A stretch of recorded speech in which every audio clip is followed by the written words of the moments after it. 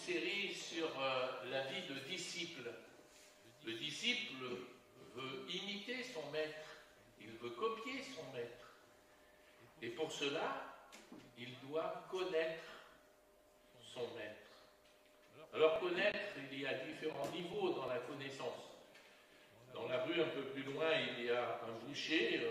Je peux connaître ce boucher sans même connaître son nom. Je peux connaître mon voisin, connaître le nom de mon voisin sans avoir de réelle relation avec lui. Dieu, lui, nous invite à le connaître de façon intime. Il nous invite à avoir une profonde relation avec lui. Il nous invite à être son ami. C'est peut-être la chose la plus importante en tant qu'enfant de Dieu. On lit dans Jean 15, versets 13 à 15, « Il n'y a pas de plus grand amour que de donner sa vie pour ses amis. » C'est Jésus qui a dit cela peu de temps avant de mourir sur la croix. Il n'y a pas de plus grand amour que de donner sa vie pour ses amis. Vous êtes mes amis, il dit cela à ses disciples, si vous faites ce que je vous commande. Je ne vous appelle plus serviteur parce que le serviteur ne sait pas ce que fait son maître, mais je vous ai appelé ami parce que je vous ai fait connaître tout ce que j'ai appris de mon Père. La vie chrétienne n'est pas quelque chose de statique. On avait vu cela aussi dans cette série sur la vie de disciple. On doit avancer, on doit grandir, nous développer. Et c'est ce que Paul indique aux Éphésiens lorsqu'il dit « Jusqu'à ce que nous soyons parvenus à l'unité de la foi et de la connaissance du Fils de Dieu, à l'homme d'état fait, à l'état d'homme fait, à la mesure de la stature parfaite de Christ. » C'est l'objectif que nous avons en tant que chrétiens. Parvenir à la connaissance du Fils de Dieu. C'est quelque chose d'important pour le chrétien. Mieux connaître notre Dieu. Et puis la deuxième chose que je voudrais souligner en introduction, c'est que connaître Dieu, c'est une aventure périlleuse. C'est difficile. Le grand danger est de nous construire notre propre image de Dieu. De tout temps, l'humanité s'est construit des dieux. Et les chrétiens que nous sommes, ne sont pas à l'abri de ce danger. Beaucoup de chrétiens sont freinés dans leur croissance parce qu'ils ont une idée fausse de Dieu. Pour beaucoup de ceux qui nous entourent, Dieu est quelqu'un d'éloigné, d'inquiétant. Dans ma jeunesse, j'ai eu l'occasion de visiter le Mexique et ses extraordinaires temples aztèques, une grande civilisation qui a disparu. Et je me souviens de ce temple consacré à Tlalocantecutli. Je me suis beaucoup entraîné. Tlalocantecutli, alors on peut aussi dire Tlaloc, c'est beaucoup plus simple. Et ce dieu Tlaloc, c'était le dieu de la pluie. C'était un dieu redoutable. Et tout au long de l'année, il y avait des cérémonies qui lui étaient consacrées, au cours desquelles on pratiquait des sacrifices humains, et notamment des sacrifices d'enfants qui étaient noyés au cours de ces cérémonies. Voilà où peut conduire une fausse idée de Dieu. Alors, ne nous y trompons pas, sans remonter jusqu'aux Aztèques, on trouve aussi des chrétiens, des gens qui se disent chrétiens, mais qui sont intégristes et qui refusent l'amour de Dieu. Nos amis musulmans ont aussi souvent cette vision d'un Dieu redoutable, d'un Dieu éloigné de nous. Mais attention, la conception d'un Dieu d'amour peut aussi conduire à une vision dangereusement fausse de Dieu. Dieu est tellement bon que l'enfer ne saurait exister. Soyez tranquilles, tout le monde il est beau, tout le monde il est gentil. Nous irons tous au paradis. Ces deux titres de films des années 80. Tout le monde sera sauvé. Une vision aussi fausse et aussi dangereuse de Dieu. Sans aller jusque-là, nous avons vu que, et c'est vrai, Dieu veut être notre ami, mais attention de ne pas oublier le respect, l'adoration que nous devons à Dieu. Dieu veut être notre ami, pas notre copain. Il est important que nous respections Dieu, que nous respections la grandeur de Dieu. La difficulté, c'est que Dieu ne peut être comparé à aucune chose existante. Nous avons de la peine à percevoir Dieu parce que nous sommes très différents de lui. Lui, il est tout puissant, alors que notre puissance est bien limitée. Il est omniscient, il sait tout, alors que notre intelligence est toute petite à côté de la sienne. Il est omniprésent, partout à la fois, alors que jusqu'à preuve du contraire, nous ne pouvons nous trouver qu'à un seul endroit à un moment donné. Et pourtant, nous sommes invités à croître dans la connaissance de ce Dieu infini. Que pouvons-nous savoir sur Dieu? Comment grandir dans la connaissance de Dieu? Juste rapidement, 3 pistes. La première, la plus importante, enfin très importante, c'est la parole de Dieu. C'est dans la parole de Dieu que nous trouvons des indications sur qui est Dieu, que nous pouvons apprendre à mieux connaître Dieu. Et puis il y a une deuxième chose importante, c'est que lorsque nous devenons chrétiens, Dieu place en nous son esprit. Et l'esprit de Dieu parle à notre esprit pour nous faire grandir dans la connaissance de Dieu. Et puis il y a une troisième façon de percevoir un peu la grandeur de Dieu, c'est observer sa création. Je suis toujours émerveillé de voir la nature. Lorsqu'on regarde les étoiles, l'infinie grandeur de l'espace, nous pouvons percevoir un petit peu de la grandeur de Dieu. Je dis juste qu'il faut être prudent sur cette troisième façon de connaître Dieu, parce que cela fait appel à nos sentiments, nos impressions, et parfois celles-ci peuvent être faussées. Mais les deux manières de connaître Dieu, vraiment, c'est sa parole et c'est l'Esprit de Dieu qui est en nous. Alors ce matin, on va se poser la question, quelle est la nature de Dieu? Et pour cela, on va se pencher sur un passage bien connu de la vie de Jésus. Jésus est en voyage pour aller de Judée à la Galilée et il traverse la Samarie. Et en arrivant à Sychar, une petite ville, il est fatigué et il a soif. C'est d'ailleurs intéressant parce que ça nous montre bien que Jésus a été fait homme.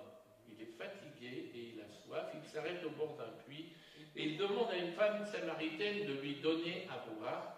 Et là commence une intéressante conversation entre cette femme et Jésus autour de l'eau. Et alors c'est assez irréel parce que Jésus parle de l'eau spirituelle et la femme parle de l'eau matérielle, celle qui se trouve au fond du puits. Et c'est là que Jésus a cette phrase que je trouve fantastique. On lit ça dans Jean 4, verset 13. Jésus lui répondit, « Quiconque boit de cette eau aura encore soif, mais celui qui boira de l'eau que je lui donnerai n'aura jamais soif, et l'eau que je lui donnerai deviendra une source d'eau qui jaillira jusque dans la vie éternelle. » Puis la conversation devient plus personnelle. Jésus fait remarquer à la femme qu'elle a eu 5 maris et que l'homme avec qui elle vit actuellement n'est pas son mari. Et sans doute que ça dérange un peu cette femme qui cherche à déplacer, vous savez, la conversation vers un autre sujet. Et donc, elle se met à parler de la rivalité, pour ne pas dire du racisme qui existe entre les Juifs et les Samaritains. Et c'est là que se trouve le texte sur lequel j'aimerais qu'on s'arrête ce matin. On lit dans Jean 4, à partir du verset 19. « Seigneur, lui dit la femme, je vois que tu es prophète. Nos pères ont adoré sur cette montagne. Et vous dites, vous, que le lieu où il faut adorer est à Jérusalem. Femme, lui dit Jésus, crois-moi, l'heure vient où ce ne sera ni sur cette montagne, ni à Jérusalem que vous adorerez le Père. Vous adorez ce que vous ne connaissez pas, nous adorons ce que nous connaissons, car le salut vient des Juifs. Mais l'heure vient, et elle est déjà venue, où les vrais adorateurs adoreront le Père en esprit et en vérité, car ce sont là les adorateurs que le Père demande. Dieu est esprit, et il faut que ceux qui l'adorent en esprit et en vérité. La femme lui dit, je sais que le Messie doit venir, celui qu'on appelle Christ. Quand il sera venu, il nous annoncera toutes choses. Jésus lui dit, je le suis, moi qui te parle. Et on sait qu'ensuite, cette femme est allée raconter à tous ses amis qu'elle avait rencontré le Christ, le Messie. Alors j'aimerais particulièrement m'arrêter sur le verset 24. On lit « Dieu est esprit, et il faut que ceux qui l'adorent en esprit et en vérité. » Dieu est esprit. Cela veut dire que Dieu n'est pas matériel, il est de nature spirituelle. Et c'est fondamental de bien comprendre cela concernant la nature de Dieu. En hébreu, ruach, ou en grec, pneuma, c'est le mot qui est utilisé pour parler de l'esprit dans la Bible. Ce mot souffle ou vent, c'est d'abord l'esprit de Dieu qui souffle et qui apporte la vie. C'est l'esprit de Dieu qui plane, vous savez, dans la Genèse qui plane au-dessus du chaos. C'est lui qui donne la vie, qui crée l'univers, qui donne la vie au premier être humain. Dieu est esprit, cela veut dire qu'il n'a pas de corps. Alors bien sûr, on sait qu'à un moment donné, dans l'histoire de l'humanité, Christ est venu pour devenir homme, il est venu parmi nous. Voici, la Vierge sera enceinte, elle enfantera un fils, on lui donnera le nom d'Emmanuel, ce qui signifie Dieu avec nous. Mais ça, c'est arrivé à un moment précis de l'histoire. Fondamentalement, Dieu le Père est esprit. D'ailleurs, Moïse met l'accent sur le fait que Dieu n'est pas un homme. On lit ça dans Nombre 23, verset 19. Dieu n'est point un homme pour mentir, ni fils d'un homme pour se repentir. Ce qu'il a dit ne le fera-t-il pas? Ce qu'il a déclaré ne l'exécutera-t-il pas? Alors oui, vous me direz, mais dans la Bible, il y a des passages qui nous parlent de Dieu comme s'il était un homme, comme s'il avait un corps. Ésaïe, par exemple, on connaît bien ce verset, Ésaïe 59, verset 1, « Non, la main de Dieu n'est pas trop courte pour sauver, ni son oreille trop dure pour entendre. » On parle de la main de Dieu, de l'oreille de Dieu. Dans le livre des Chroniques, on nous parle des yeux. 2 Chroniques 16, verset 9, « Car les yeux de l'Éternel parcourent toute la terre pour manifester sa puissance à l'égard de ceux dont le cœur est tout entier à lui. » On connaît aussi très bien ce verset qui nous parle de la bouche de Dieu. C'est Jésus qui dit « L'homme ne vivra pas de pain seulement, mais de toute parole qui sort de la bouche de Dieu. » Alors attention, ça ce sont des anthropomorphismes, un mot compliqué qui désigne en fait une forme de langage figuré. Ce sont des images. Les auteurs de la Bible ont utilisé des images pour nous dire que Dieu agit comme s'il avait une main, que Dieu entend comme s'il avait des oreilles, que Dieu nous voit comme s'il avait des yeux. Mais ces anthropomorphismes n'impliquent pas que Dieu a réellement un corps. C'est l'apôtre Jean, dont on lit le passage aujourd'hui, qui dans son épître a dit que personne n'a jamais vu Dieu. On voit ça dans 1 Jean 4, verset 12. Personne n'a jamais vu Dieu. Si nous nous aimons les uns les autres, Dieu demeure en nous et son amour est parfait en nous. Dieu est esprit, il est de nature spirituelle et il est donc invisible. Paul insiste sur cet aspect. Deux exemples. Dans Colossiens 1, verset 15, il dit, en parlant de Christ, il est l'image du Dieu invisible, le premier-né de toute sa création. L'image du Dieu invisible. Et dans 1 Timothée, chapitre 1, verset 17, Paul loue Dieu, et voilà ce qu'il dit, au roi des siècles, immortel, invisible, seul Dieu, soit honneur et gloire au siècle des siècles. Amen. Alors il est nécessaire que Dieu soit esprit pour qu'il soit infini. S'il était limité à un corps physique, il ne pourrait pas être omniprésent partout à la fois. Dieu le Père n'est pas limité aux restrictions du monde physique. Il est infini, il est partout à la fois, il est tout puissant et il agit. Alors il y a deux dangers lorsque on réfléchit à la nature de Dieu, et j'aimerais juste m'attarder un petit peu sur le premier commandement que Dieu a laissé à Moïse. Tu n'auras pas d'autre Dieu devant ma face. Tu ne te feras point d'image taillée, ni de représentation quelconque des choses qui sont en haut dans les cieux, qui sont en bas sur la terre, et qui sont dans les eaux plus bas que la terre. Ce premier commandement nous rappelle que nous devons adorer Dieu et Dieu seul. Ensuite, nous voyons que Dieu interdit formellement de prendre toute représentation terrestre comme objet d'adoration.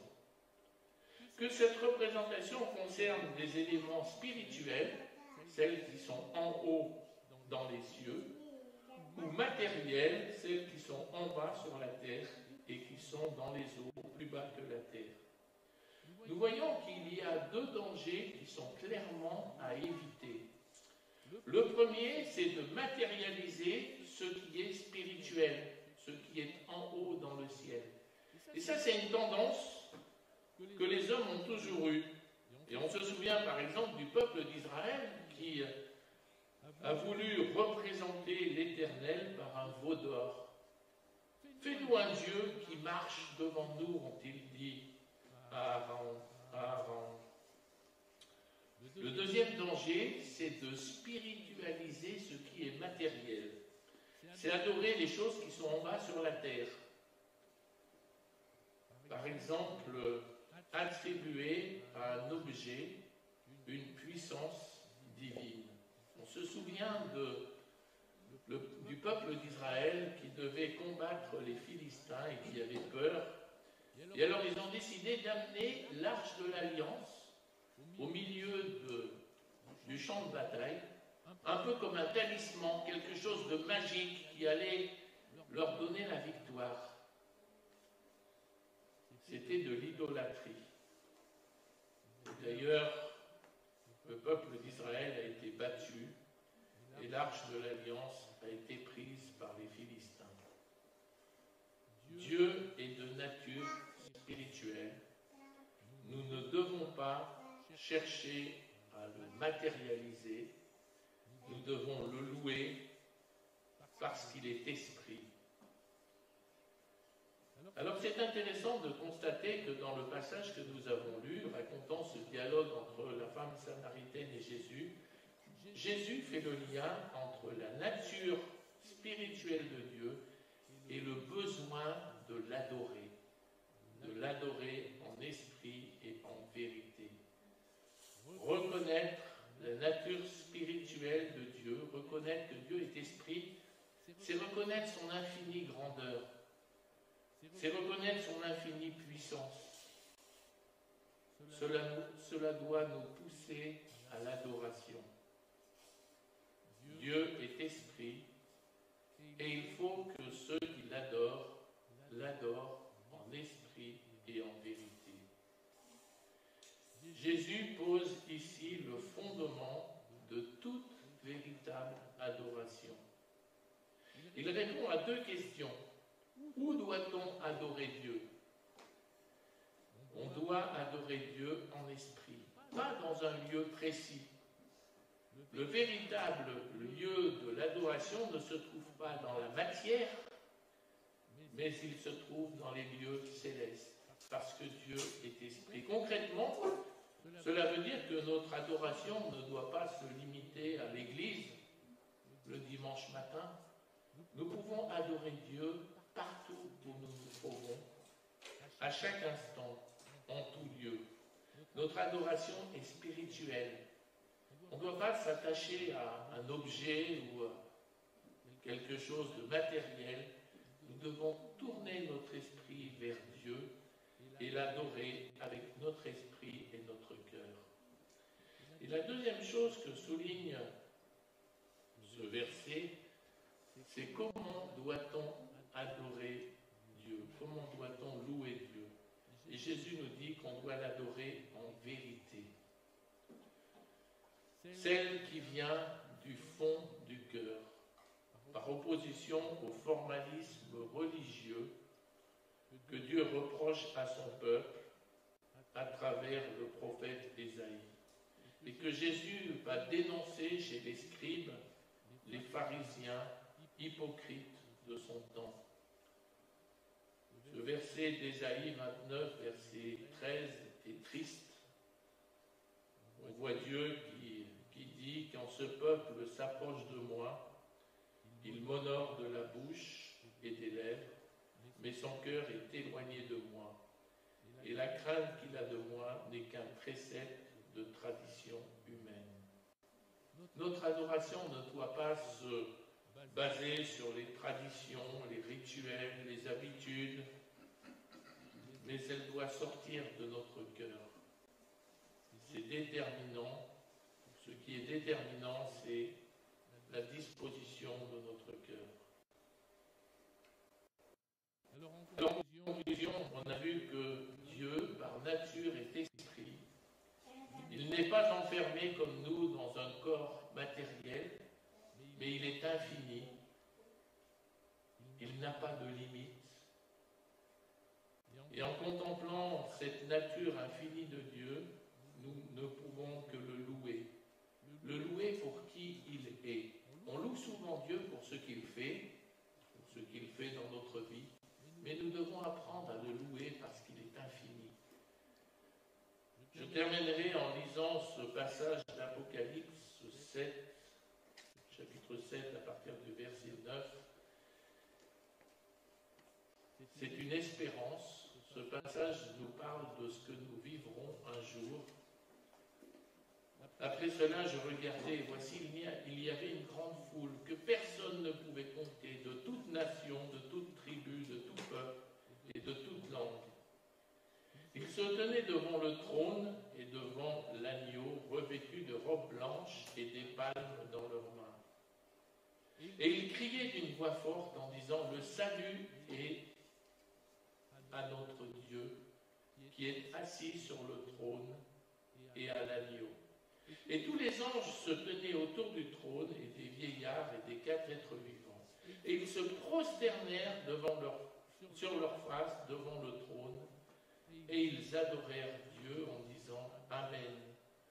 La louange, la gloire, la sagesse, l'action de grâce, l'honneur, la puissance et la force soient à notre Dieu, au siècle